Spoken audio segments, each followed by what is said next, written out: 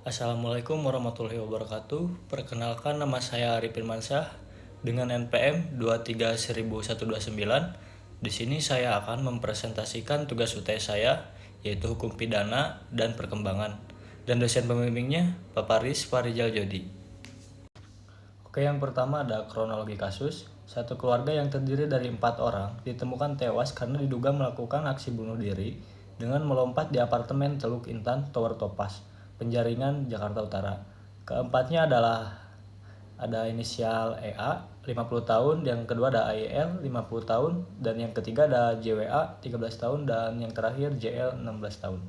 Ada kejanggalan dari kejadian bunuh diri ini karena ayah atau inisial EA mencium kening istri dan anak-anaknya sebelum terjun.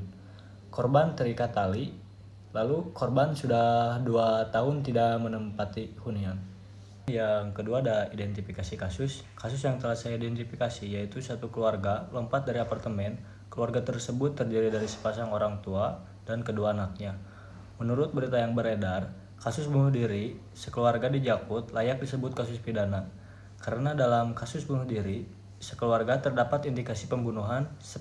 Sepengetahuan saya, kedua anak itu telah dipaksa untuk melakukan aksi bunuh diri oleh orang tuanya. Oke, yang ketiga ada fakta yang didapat. Yang pertama, korbannya terikat tali. Yang kedua, ayahnya atau inisial EA mencium kening istri dan kedua anaknya sebelum terjun. Yang ketiga, korban sudah 2 tahun tidak menempati hunian. Dan yang keempat, keluarga diduga terlilit masalah finansial. Oke, selanjutnya pelanggaran tindak pidana.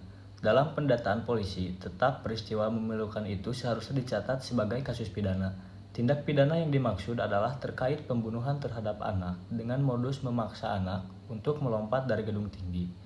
Kejadian itu baru bisa dikatakan bunuh diri sekeluarga hanya jika bisa dipastikan bahwa masing-masing orang tersebut ada kesepakatan untuk melakukan perbuatan demikian. Jika diimplikasikan dalam kasus ini, bila kedua anak tersebut dianggap bersepakat dalam peristiwa tersebut, maka serta-merta gugur. Dalam situasi apapun, anak-anak secara universal harus dipandang sebagai manusia yang tidak memberikan persetujuan bagi aksi bunuh diri. Maka anak-anak secara otomatis berstatus korban karena tidak konsensual. Maka anak-anak itu harus disikapi sebagai manusia yang tidak bersepakat, melainkan dipaksa untuk melakukan aksi tersebut. Dan kelima ada pasal yang berlaku. Di sini ada 2 pasal yang berlaku. Yang pertama ada pasal 345 KUHP, barang siapa sengaja mendorong orang lain untuk bunuh diri, menolongnya dalam perbuatan itu atau memberi sarana kepadanya untuk itu, diancam dengan pidana penjara paling lama 4 tahun kalau orang itu jadi bunuh diri.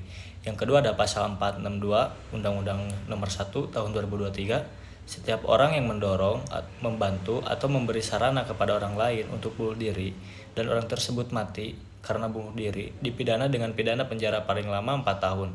Apabila orang yang didorong, dibantu atau diberi sarana untuk bunuh diri tidak mati, orang yang mendorong atau membantu tidak dijatuhi pidana.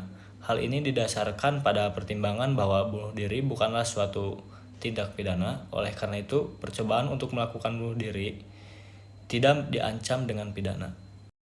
Terakhir ada kesimpulan.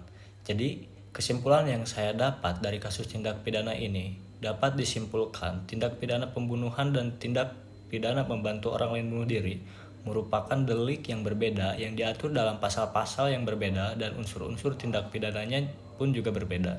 Sehingga kasus mendorong atau membantu orang lain untuk bunuh diri bukan merupakan tindak pidana pembunuhan.